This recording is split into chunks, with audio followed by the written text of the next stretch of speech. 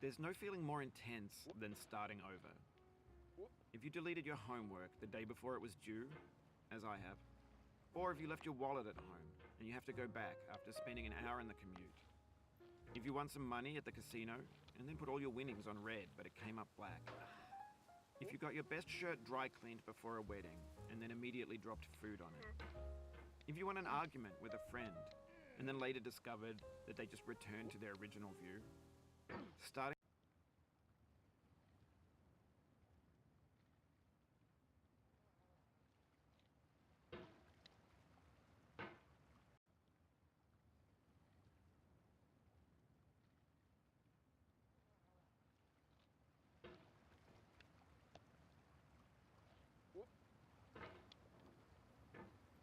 There's no feeling more intense than starting over.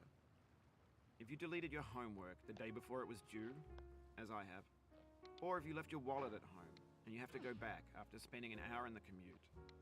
If you won some money at the casino and then put all your winnings.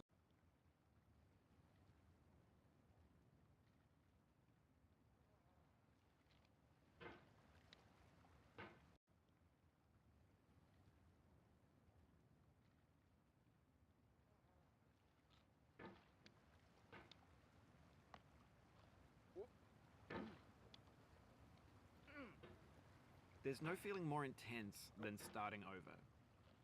If you deleted your homework the day before it was due, as I have, or if you left your wallet at home and you have to go back after spending an hour in the commute. If you won some money at the casino and then put all your winnings on red but it came up black. If you got your best shirt dry cleaned before a wedding and then immediately dropped food on it. If you won an argument with a friend and then later discovered that they just returned to their original view. Starting over is harder than starting up. If you're not ready for that, like if you've already had a bad day, then what you're about to go through might be too much. Feel free to go away and come back. I'll be here. Alright, thanks for coming with me on this trip. I'll understand if you have to take a break at any point. Just find a safe place to stop and quit the game. And don't worry, I'll save your progress, always, even your mistakes. This game is a homage to a free game that came out in 2002, titled Sexy Hiking. The author of that game was Jazuo, a mysterious Czech designer who was known at the time as the father of B games. And B games are rough assemblages of found objects. Designers slap them together very quickly and freely, and they're often too rough and unfriendly to gain much of a following. They're built more for the joy of building them than as polished products. In a certain way, Sexy Hiking is the perfect embodiment of a B game. It's built almost entirely out of found and recycled parts, and it's one of the most unusual and unfriendly games of its time. In it, your task is simply to drag yourself up a mountain with a hammer. And that act of climbing, in the digital world or in real life, has certain essential properties that give the game its flavor. No amount of forward progress is guaranteed. Some cliffs are too sheer or too slippery, and the player is constantly, unremittingly in danger of falling and losing everything.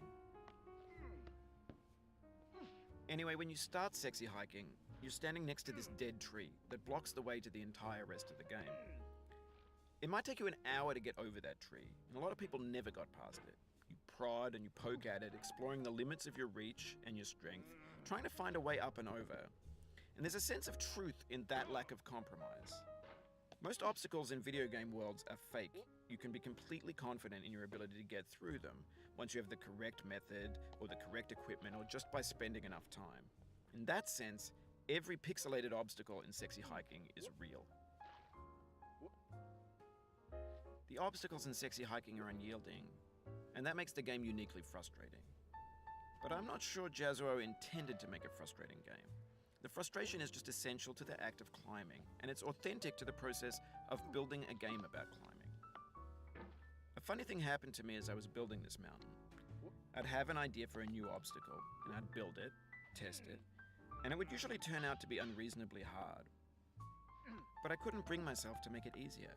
It already felt like my inability to get past the new obstacle was my fault as a player rather than as a builder. Imaginary mountains build themselves from our efforts to climb them, and it's our repeated attempts to reach the summit that turns those mountains into something real. When you're building a video game world, you're building with ideas. And that can be like working with quickset cement. You mold your ideas into a certain shape that can be played with, and in the process of playing with them, they begin to harden and set until they're immutable, like rock.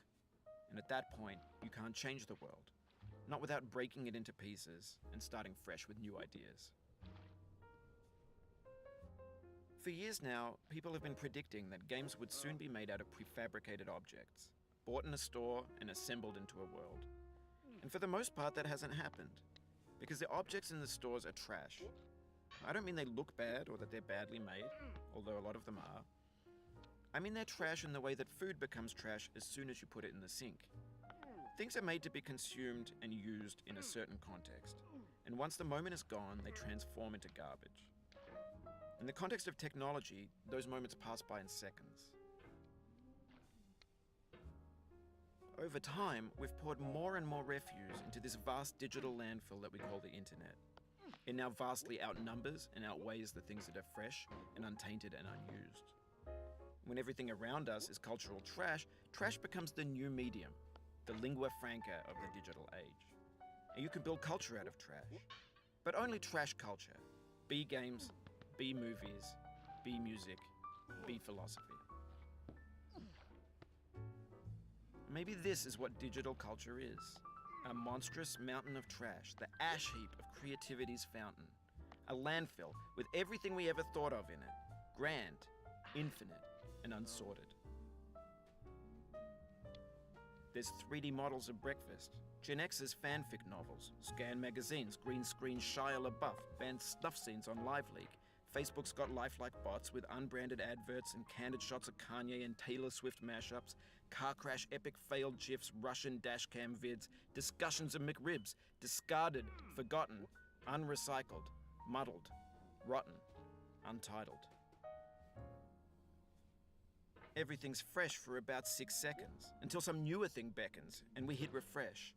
And there's years of persevering, disappearing into the pile, out of style, out of sight. In this context, it's tempting to make friendly content that's gentle, that lets you churn through it